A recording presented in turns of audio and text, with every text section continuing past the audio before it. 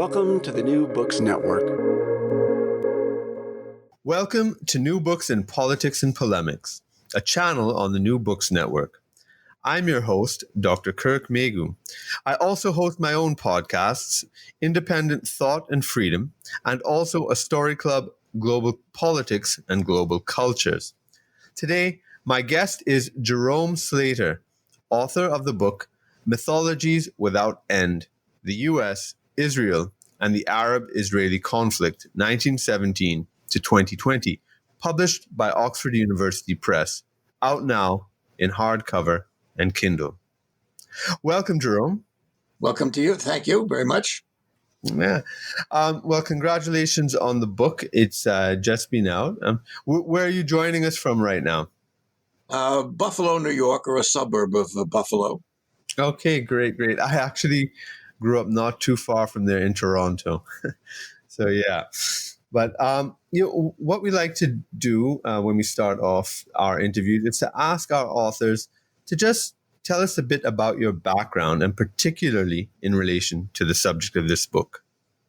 Okay. I'm 85 years old. The significance of that is that when I was coming of age, growing up in New York City, there was still considerable anti-Semitism in the United States. Not that I suffered very much for it, but it was there was enough around so that people of my generation almost unanimously, not quite, but almost unanimously, were ecstatic by the creation of a Jewish state in Israel in 1948. I was 13 years old at the time. That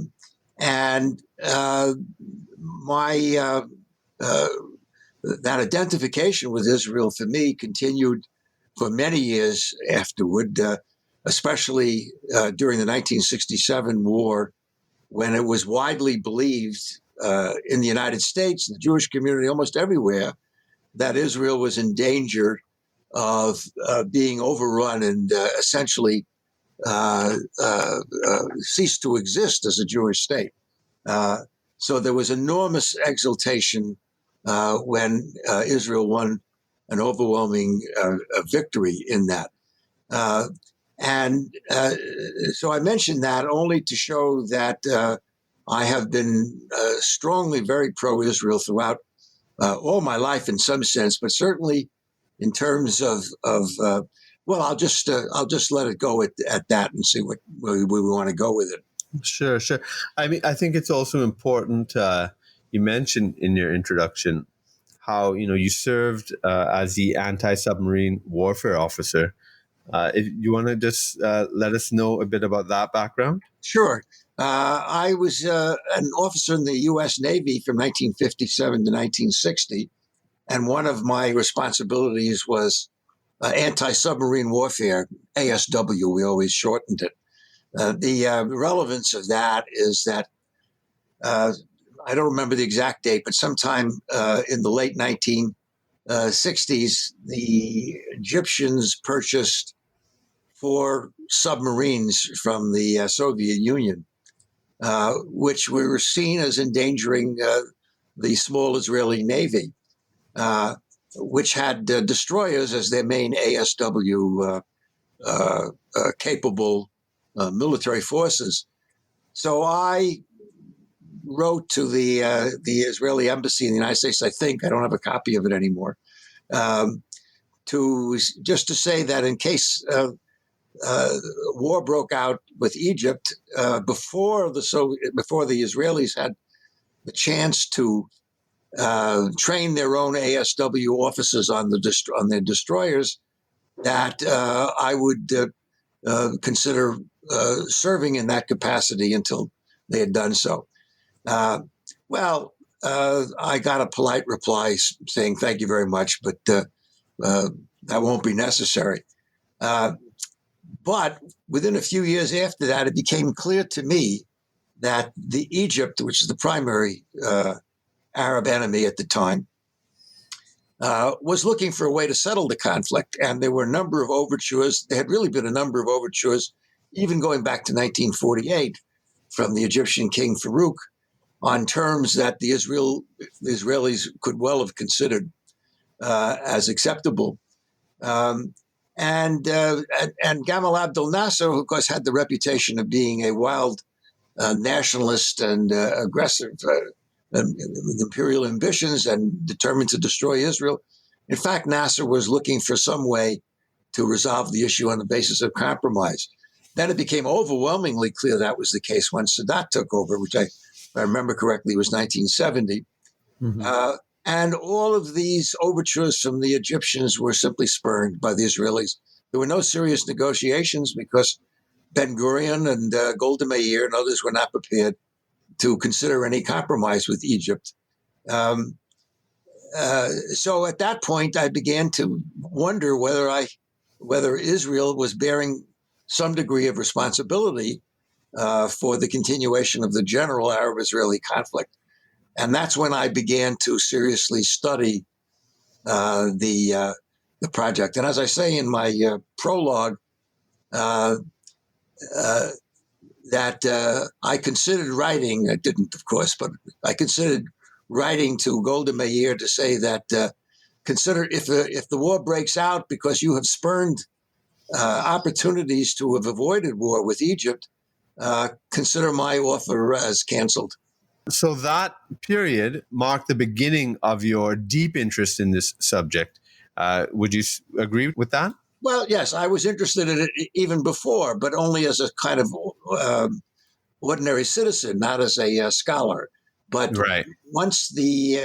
I began to reevaluate the evidence of the opportunities that Israel had lost in dealing with Nasser, and then for a while with Sadat, then I began to seriously look into it and begin the study of it. Right, because this has been, I mean, you've been writing on this for decades now, and you would you say that this is a kind of culmination, a kind of life's work? Because it's a big book. It's like over 500 pages, and looking at your message over the decades, it's been very consistent. Do you see this as some sort of summation in some ways? Absolutely. And it does incorporate and update and modify, of course, the work that I've been doing on this for the past, off the top of my head, I'd say 50 years or so. Or something. Yes, it is the culmination, and very much so. Yeah, I mean, I could see that it's really, an encyclopedic compendium of your, reading and digesting and putting it together. And you even make a point in the book that you cannot possibly list all the references because it's, you're talking 50 years of research right there, Yeah. Yeah. So you now, as you note in the book, there's and as we're suggesting here, there's tons and tons of books on the subject. So you have a section on it, and I'd like you to tell our listeners, why another book on this conflict. Well, for one thing, that to my knowledge, there isn't any overall work of synthesis like this that covers this entire period. I mean, of course, there have been many major books written about earlier periods, but very few recent books covering the entire history of the conflict. And so in this way, what I'm trying to do is synthesize and present in a single work the most important findings about the conflict as it has been developed. I rely very heavily, incidentally, on Israeli sources. And the Israeli sources are extensive. For one thing, although I don't read Hebrew, almost everything that's important in Hebrew was then published in English, and lots of Israeli scholars even write directly in English. So there isn't any work that integrates in this way, and that is also up to date. I mean, that's the other important thing. There have been very important books written that were published, let's say, 7 to 10 years ago. So this is more up to date, and I think it does. I am trying to incorporate what is the best work on all of these important topics, and so on. So that's one part of it. But the other part of it is that I have an argument to make, or actually more than one argument. Yeah.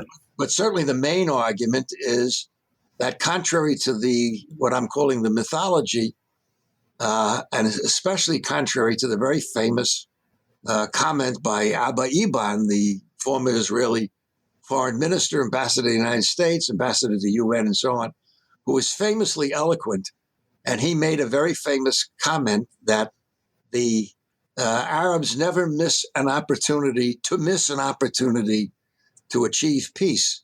Mm-hmm. Well, that has come to be accepted as the conventional wisdom on the topic, that it's the Arabs who have been adamant. Israel has been always willing and ready to make fair compromises to settle all the various conflicts with the individual states, with the Palestinians, with the Arab states as a whole, and so on. Well, my argument is that it's simply false, that when you review in detail the negotiations or the overtures or the efforts made by the UN, by American leaders, by the Arabs, of course, in particular, it's Israel that has turned down what I consider to be legitimate compromises which essentially are a two-state solution. Israel withdraws from the territories it conquered in the various wars, and the Palestinians get a state in the West Bank and Gaza. So so that's the main mythology that I'm examining there in great detail. Yeah. Your book definitely is, has both of those purposes.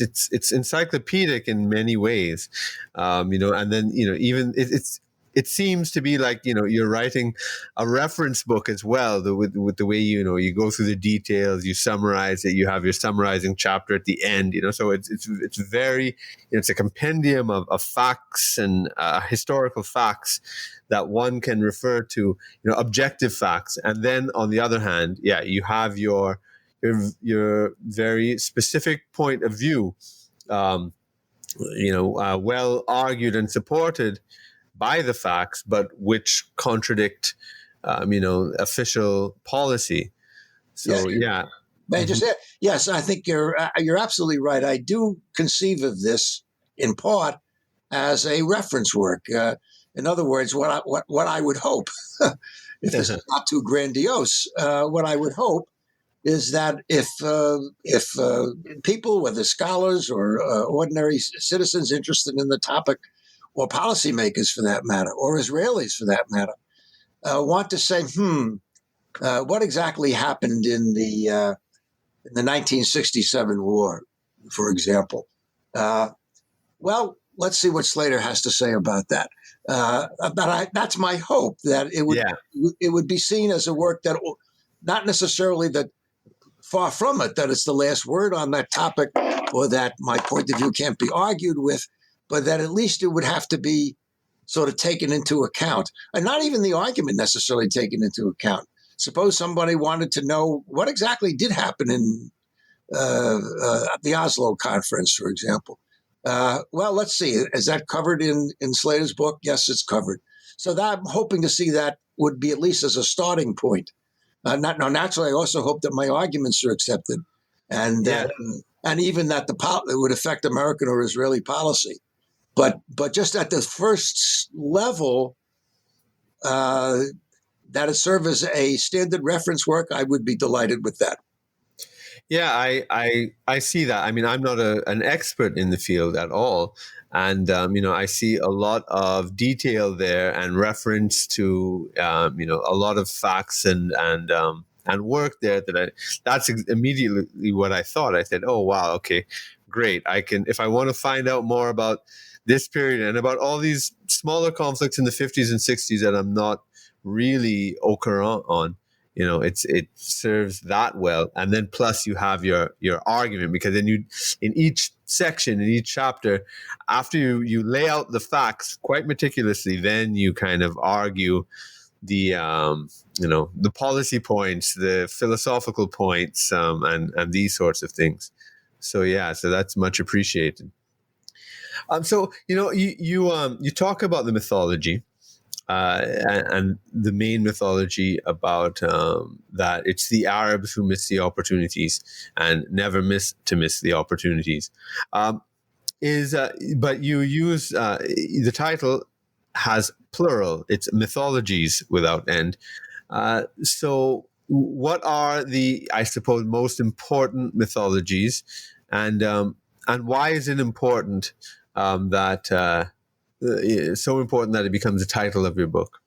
Well, certainly the central mythology that I'm examining is the lost opportunities for peace argument. And you may have noticed that I cite Daniel Moynihan's wonderful observation, which has become almost a cliche, but which I think is absolutely true, which he said that everybody is entitled to their own opinions, but they're not entitled to their own set of facts. So that the first mythology has to do with lost opportunities for peace. I think I make some passing references to other mythologies elsewhere in the book, but the main other one that I examine in an entire chapter, but then refer to it elsewhere in the book, are the various arguments that Zionists or Zionism have made in order to hopefully prove that Israel and only Israel, or I should say Israel and the Jewish people, and only the Jewish people, are entitled to sovereignty and a state and sovereignty in all of historic Palestine, which, depending on how you define it, historic Palestine or biblical Palestine included not only the current state of Israel, not only the West Bank and Gaza, but parts of southern Syria, parts of Lebanon, parts of Jordan, even Jordan going beyond the present boundary of the Jordan River, and so on. So it was quite, well, in the end, it wasn't huge, but it encompassed more territory even than Israel controls today. So one of the questions I examine is, well, what are the arguments exactly that Israel and the Jewish people are entitled to all of historic Palestine, to the exclusion of any political sovereignty by the Palestinian people or other Arab people. So that's the main mythology. Hello. If you enjoyed this clip, why not listen to the whole interview at newbooksnetwork.com, or you can check on the link in the description below. At newbooksnetwork.com, just search for Kirk Megu and you'll see all my interviews, including this one, in the topics of politics and polemics, and my special series on Malcolm X and Black nationalism, and also Third World nationalism. So check that out and let me know what you think. All right, take care and bye for now. Don't forget to subscribe to my channel here and also subscribe on the New Books Network. Okay, take care. Bye.